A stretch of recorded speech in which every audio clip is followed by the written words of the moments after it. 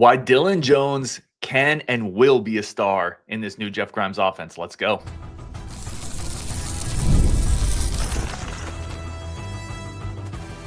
You are Locked On Badgers, your daily podcast on the Wisconsin Badgers.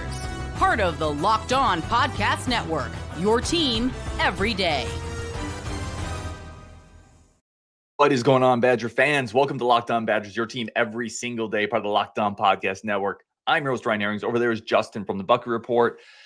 We're continuing our post-spring positional recap stuff. So is Dilin Jones a star? The depth chart, who's going to get the most carries, some over and unders? Is there a star in this group outside of Dilin potentially? But first, today's episode brought to you by FanDuel. Right now, new customers get $200 in bonus bets when your first $5 bet hits. Thank you for being in every day, or thank you for making this your first listen every day. Justin, I want to start with my biggest storyline, which is just, is Dilin Jones a star? ? So this is a tough question. And the reason I say that is you have to look at it from the perspective of, are we talking about compared to other Badger greats, or are we talking about in the Big Ten? I would say in the Big Ten, because I don't want to compare him to Monte. And that's what I was going to say, is that's more realistic. I think he could be a 12 or 1,300 yard back this year.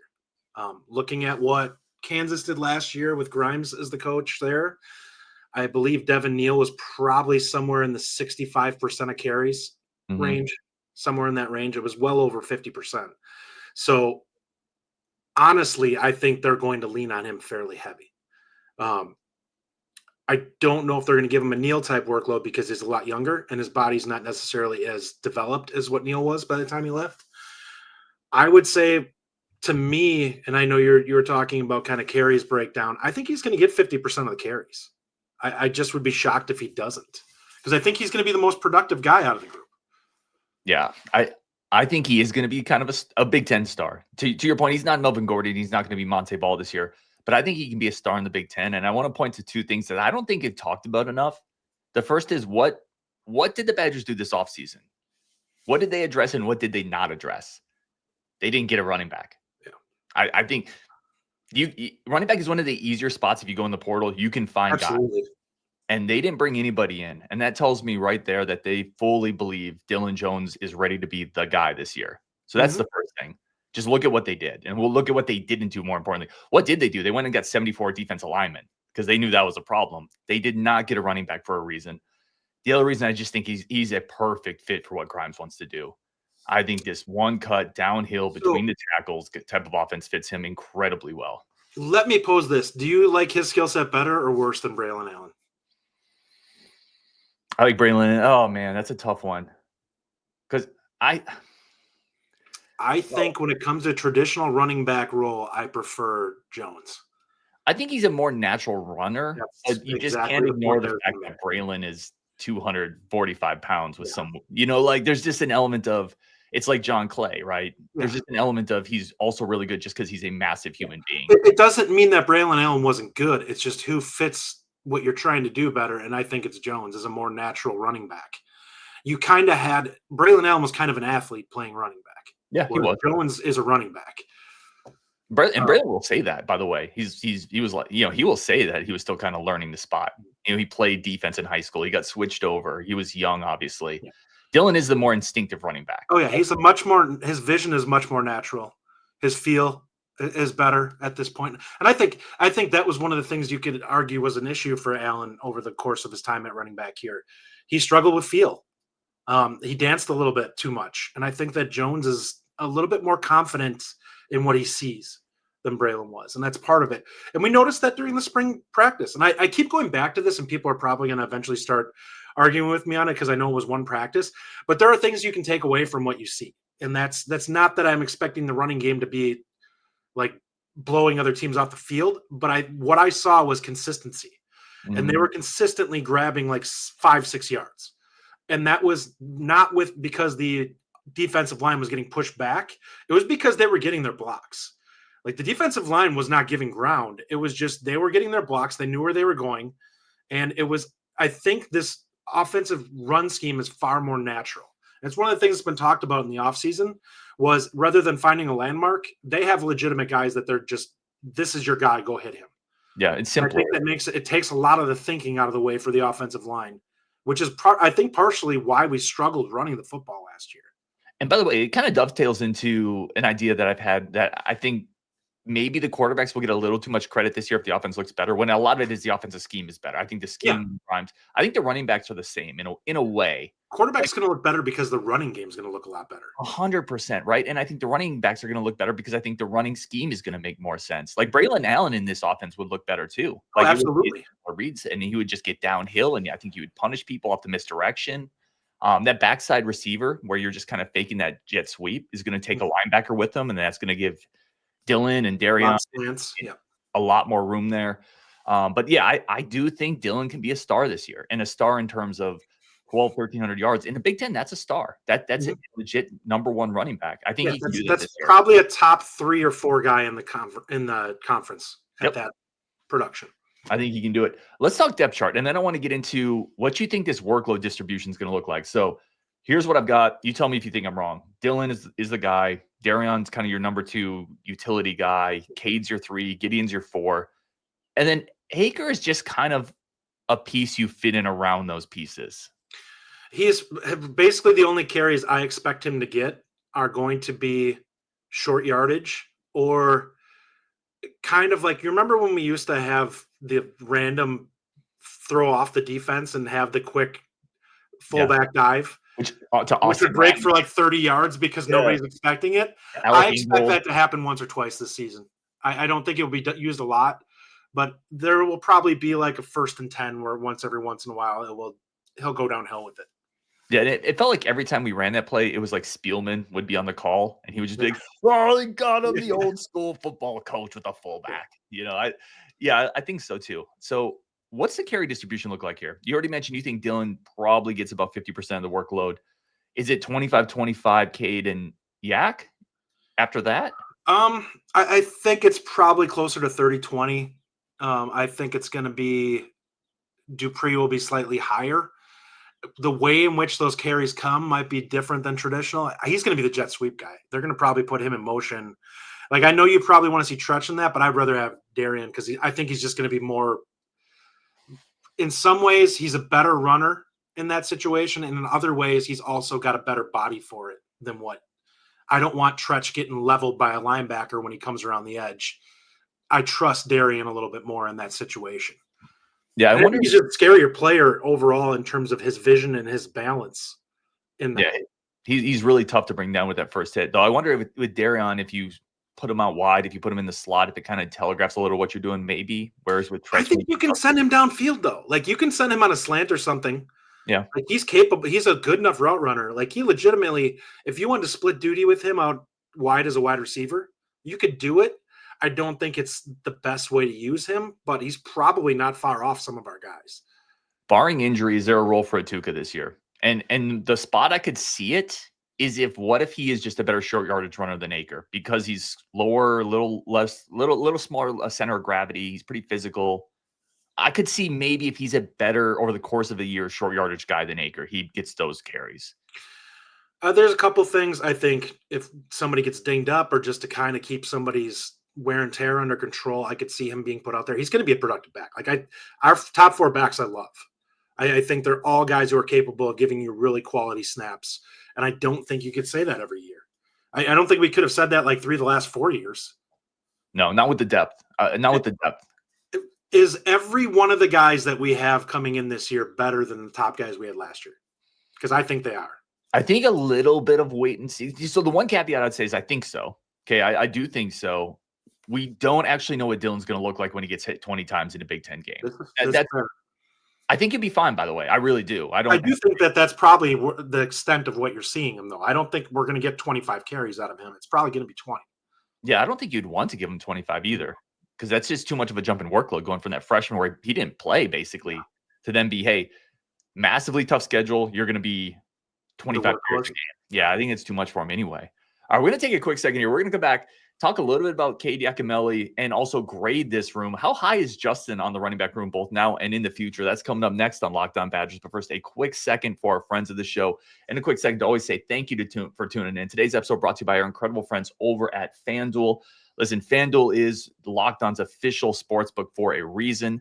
They are incredible. They're safe. They're easy to use. And any type of bet you're trying to get in on with FanDuel, they have you covered, whether it's futures, whether it's parlays, whether it's spreads. It's all over there on FanDuel.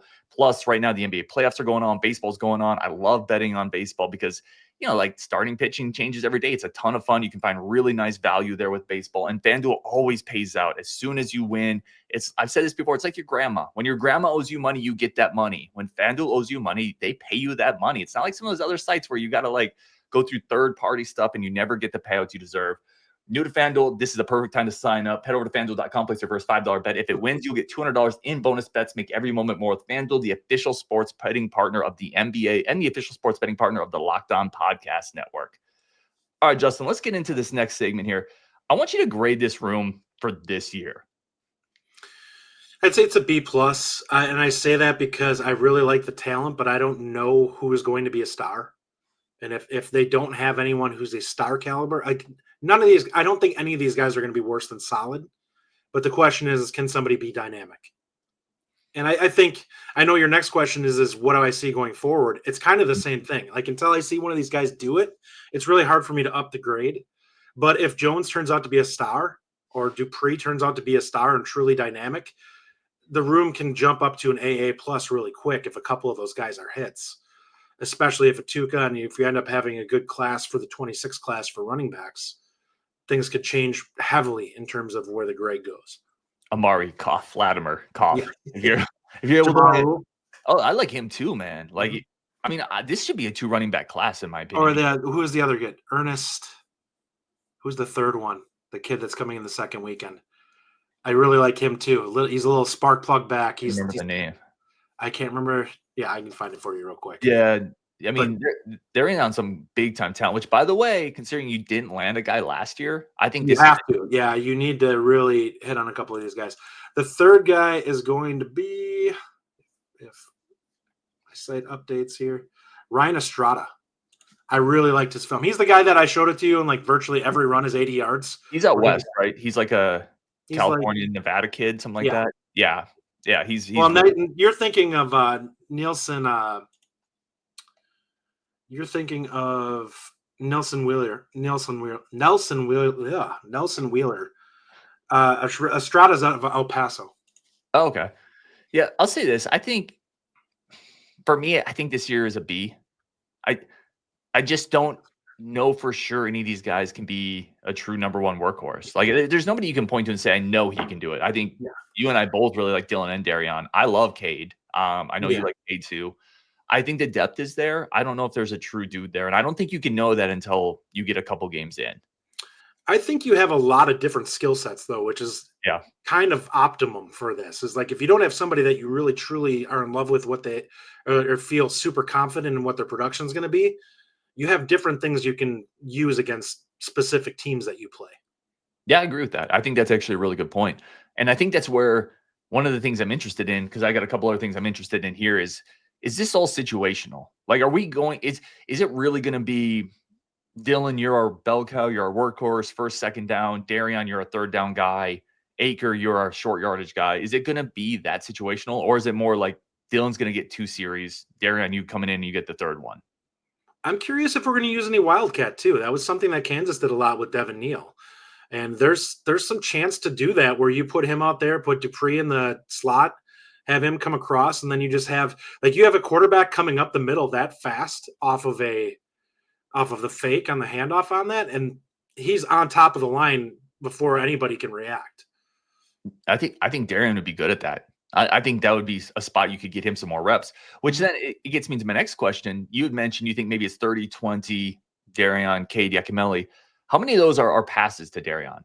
I don't know if it's necessarily a straight carries thing for him. I think it's not going to be. He's the one, if you're going to get somebody in space, he's the guy in this group that you want to get in space. He's just the best at being able to make people miss. I think he's the twitchiest guy out of the group, meaning he's going to be the toughest one to get a feel for what he's going to do in space. We have a couple of slot guys that he's but he's got a much bigger body, and we talked about the balance. When you have that kind of balance and somebody has to square you up, he's a tough guy to square up. And we saw it. You watch his high school film. He constantly had guys that tried to go high on him where they just hit and bounced off, and he just kind of kept going. Yeah. Several guys and in a good league. Like he's legit. There's a reason both these players, Dilin and Darion, I feel like people are going to come back on the show and say, man, you guys are hyping up more young guys. They've never done anything. They both had Bama offers, and Bama wanted them to come to campus. There's real talent here. There's real talent here. And I think they could have played more last year, quite frankly. Yeah, but you had I Ched agree with that. and on got Tywee, and it was just kind of one of those things. Let me hit you with Cade. What's the role for Cade this year? Because I think he's a lot last year about he needed more carries or he didn't, or it was garbage time or it wasn't. I still maintain if you average 8 yards a carry, you should get more touches. I think that he's probably the closer to the true backup to Dilin Jones in terms of like the running. He's going to be the guy that they truly want to take high leverage carries in terms of like wear and tear. I don't think you want Darion out there just getting hammered. I think that you're far more comfortable with where Yacamelli is physically in being able to withstand the punishment of a long Big Ten season against really good teams than what you do Darion. Yeah, I agree with that. And we have over-unders coming up, but since we're talking Yak, I'm going to hit you with my Yak over-under right now. Over-under 6.5 touches per game. I think it's over that. Okay. And I think it needs to be, at least initially. I think it's probably going to be around 8. Okay. 8 can be tough, right? Because if you're trying to get Dilin 15 to 20, you definitely want to get Darion touches. Then you still have the receiving group. You know Billy's going to have a couple keepers. I think we need to realize that we're going to be running the football more this year than what people expect too. Like I know people like the type of stuff. We're getting back to the days of 25 pass attempts. I don't think we're going to go back to the days of 15 like we were under Chris at times. But there's going to be games where we're going to run the ball 40 plus times and we're going to pass it 20 to 25. Feels refreshing to me. Like I just think they need to. I think they need to. Depends how effective the passing game is to me. I was going to say I think they need to, but I think they have to. See the problem with Chris, and you and I have talked about this. This is not me trying to.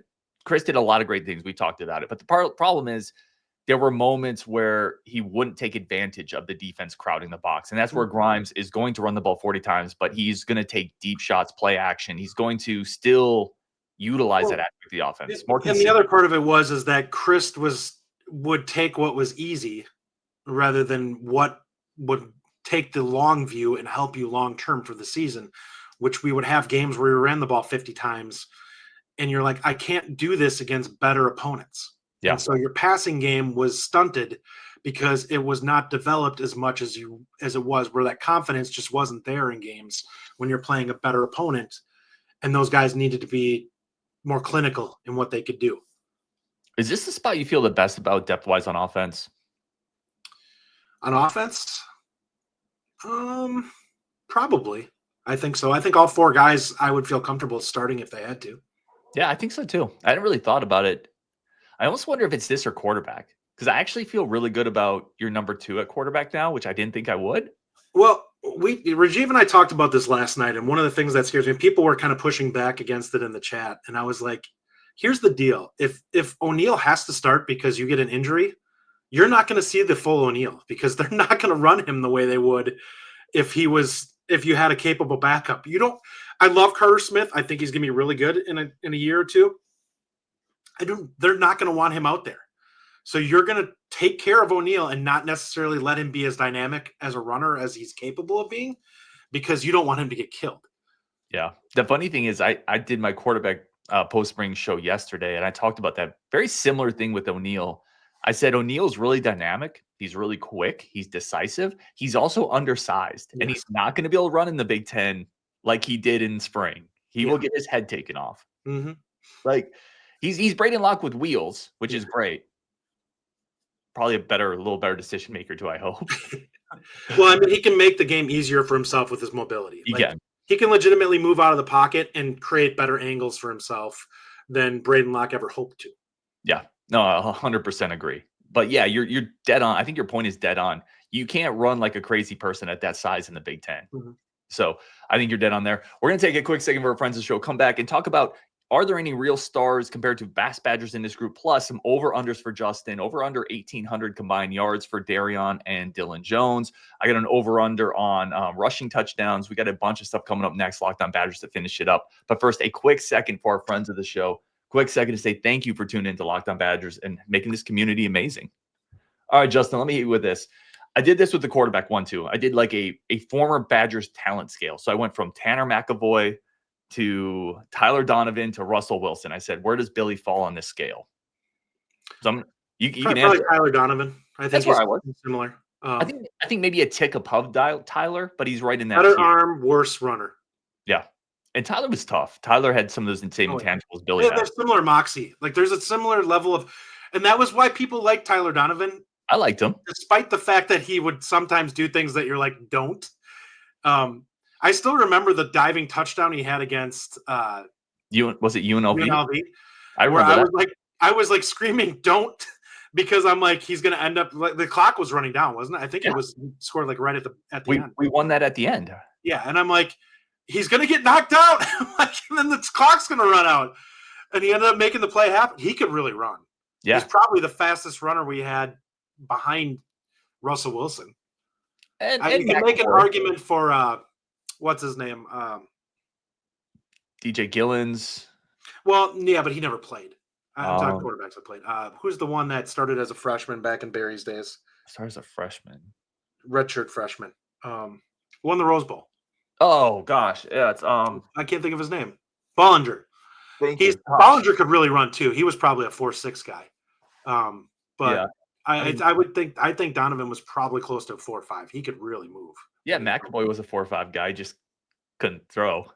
So let me hit you with my Badgers running back scale. So from Quan Easterling to PJ Hill to Melvin Gordon. And you got to really be a recruit, Nick, to remember Quan Easterling. Well, I mean, he never played here. So. We didn't. He was this fullback that was supposed to be Did he even make it to campus? I think he did. He was like a hybrid fullback, halfback guy. Yeah, he did like spring ball and then he was gone. He was like deuces. And he went to like a Mac school somewhere. Toledo or something like that. Yeah.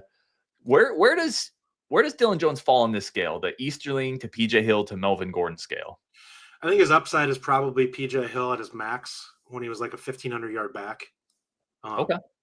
I think that he's capable of hitting that. Maybe more efficient because I think he's more explosive, but we'll see. But that's probably his ceiling. I don't think he's not like superstar dynamic. I don't think, unless the offensive line gets a lot better, and then like we can argue how like what his level is and how much of that is driven by the offensive line at that point. But I mean, regardless, a 1,500-yard back is really stinking good in the Big Ten. Yeah, I think I have him right in that PJ Hill tier too, just like a tick above. If you imagine PJ Hill somewhere in the middle, I think Dilin is maybe a tick above it, but not far away. All right, give me Darian going from Lance Smith to Dare Ogunbowale to James White. Where does Darian potentially fit on that scale? Probably between Dare and James White if he hits his ceiling. Okay. I think James White is a transcendent receiving back, and he proved that in the NFL by being a guy like borderline as a receiver, Marshall Faulk level production. You could argue that he wasn't really built for the running game, but I think that Darian could be that level. Like Darian could be a guy who gets drafted for third down back in the NFL because he's so good at catching. Like he could be an Austin Eckler, like a guy who just constantly is catching the football for 5-10 yards at a pop. He could definitely be that type of guy in the NFL. I feel like he's right on. For me, I think he's right on that Dare tier. Yeah. Dare's carved out an NFL career. I think Dare still flies a little under the radar. Probably. I went back and looked at some of his highlights, and I was like, okay, he was maybe a little better than I thought. He's pretty good in the open field, obviously. Like, again, he's carved out a role in the NFL. I think it was so hard because the rest of the offense stunk. So it's like it kind of dragged down your opinion of him because everything else is broken. Yeah, but I think he was pretty solid. That's where I put Darian. All right, I'm going to give you some over-unders here. You ready? Yeah. Over-under 17.5 receptions on the season for Dupree. It's probably about right. I don't know how much Jones might eat into that a little bit. And that's probably going to be the question. I think 15 is probably a better number. So you're going under? But yeah, I'll go under on that. But that's because I think you're probably going to get 10 to 15 for Jones too. Because I think it's just one's going to be used as a third down back. One's going to be used likely in early downs where he's going to get catches because you're going to do some things too. So yeah, I think that's probably about right. I'm going under too. I think it's probably going to be close, but I just think There's a lot of people on this team that can catch the ball. Yeah, there's a lot of question marks with this in terms of Yeah. what could be done in terms of the offense this season. Yep, I'm going under on that as well. Over under 5.1 yards per carry, Dilin Jones. I can say over. Oh wow, okay. I think I will be shocked if any of the backs, unless they have super low carries, are under 5. Love that. Yeah, I'm going to take it over too. But 5 For point perspective on this, Kansas last year, nobody was under 5.8. How much of that do you think? And I don't know this one way or the other. How much of that do you think is schedule induced? Because you look at the defenses we play this year, it's going to be. I mean, they sure. destroyed Illinois on the ground. Like, if their quarterback doesn't throw them out of that game, they beat Illinois, and that was a 10-win Illinois team. And an Illinois team with some NFL guys on defense. Now, this is still a schedule you're gonna face that Oregon defense line, Ohio State, Michigan, Iowa, Alabama. That's where I was kind of like, gosh, if you average 5.2 yards per carry against the slate of teams we're gonna play this year, that's impressive to me. I don't know. That's where I get hung up. I think that, to me, in a Badger offense, and this isn't obviously a traditional Badger offense, but it's a similar run-heavy scheme. The line of 5 yards per carry is kind of the delineage between a back that's a good back and a back that's not very good. Because typically every back that we've started, for the most part, looking back, was above that. And so if we expect him to be good this year, and that's just even solid, he should be above 5 yards per carry. Yeah, I think it's fair. Give me over under 1850 combined rushing yards, Dupree, Jones. I'm going to say, man, that's a pretty good number. I'm going to say under, but it might be like 1,200 and like 550 for Dupree. Yeah. And I think that's a pretty good number. I think there's a chance that if they're above that, both of them, there's a chance that they could run for 2,200 combined yards if Dupree starts to catch some lightning and find some holes. It's going to require both of them breaking plays. So if the running game is explosive, there's a chance that we could blow that out of the water. It really depends on what we see from this run game this year. Yeah, I'm going under 2 because I think Yak's going to get 300. He's probably at 400 yards, maybe 5. I think if I first of all, injuries are always play a part. So obviously, we're saying no injuries, but I think if healthy, Yak is going to have a role in here. He's going to get that 6, 7, 8 touches a game. That's going to eat enough that you're not going to get 1,900 from those two main guys. So I'm going to go under there as well. Last one here, just big picture. I feel like you really like this running back room. Let's wrap it up. What's your biggest concern? Because I think we've talked about the upside. We've talked about Dilin. We've talked about the depth. We've talked about the different weapons, the versatility. What worries you? The lack of bodies. I don't like only having 4. And things get really scary real quick if you have an injury early in the season and now you're down to 3 running backs and you basically have to run them into the ground for the course of the season. This is a really hard schedule. And if you get somebody that's injured early, you're going to put a ton of wear and tear on these guys. And it wouldn't surprise me if somebody does go down early that the next back gets dinged up because he's taken so much punishment. So it's a pretty big risk when I look at this to only have that many bodies. We normally go like 6 or 7. So we're pretty light on bodies of scholarship backs.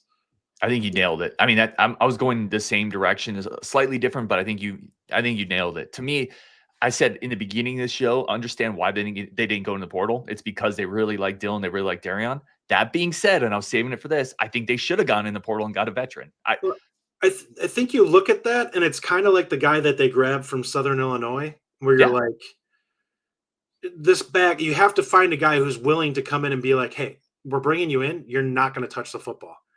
And that's a really hard conversation to have with a guy in the transfer portal, to be like, you're never going to play. We like all 4 of these guys that are ahead of you. But hey, if like 3 people get injured, you might get out there on the field. You know what though? I think you sell it in just a different way. You say, hey, you're coming from a certain level. You get to come to Madison. You get to be in the Big Ten. You get a chance to prove yourself and potentially get yourself in the mix. 100%. And we'll let you compete, right? And I think there's a chance at the end of the year, if we look back and, to your point, a couple guys get dinged up and they really start to run out of bodies, it's going to be, because this is something I said. This isn't like Johnny come lately. I've said. Oh, you've been saying it all off season. Think they could have gotten a veteran guy just to help, just in case. So My gut instinct, and this is the worry that I have with that, is if you bring a guy in from the portal, he goes through spring football, and then he's like, there's no way I'm seeing the field. Possible. So you end up losing that guy instantly right away, and now you've invested resources and given up reps to somebody who is not going to play. And maybe they like a couple of the non-scholarship guys to at least be a body there if they need somebody. And they have Aker, right? Like you still have Jackson Aker. He's your fifth back. Yeah. Like he's functional at running back. Like he's like using Bernstein against Penn State. Yep. He can go out there and run people over. Or do you remember Paul Chris first year? Ingold was Ingold's similar. I think that Aker's probably like the peak version of athleticism with those guys. Yeah. Because he's probably a little bit quicker, a little bit bigger. And I think he's plenty good enough depth there. I could still see a scenario where it just would have made sense to add another veteran. I don't disagree. So I'm right there with you. I think that is also my biggest concern. All right. He is Justin. I'm Ryan. This has been Locked On Badgers. Really do appreciate it. Everybody, let us know in the comments your grades. We're both in the B range for this season, which I think is pretty fair. On Wisconsin, and we will definitely talk later.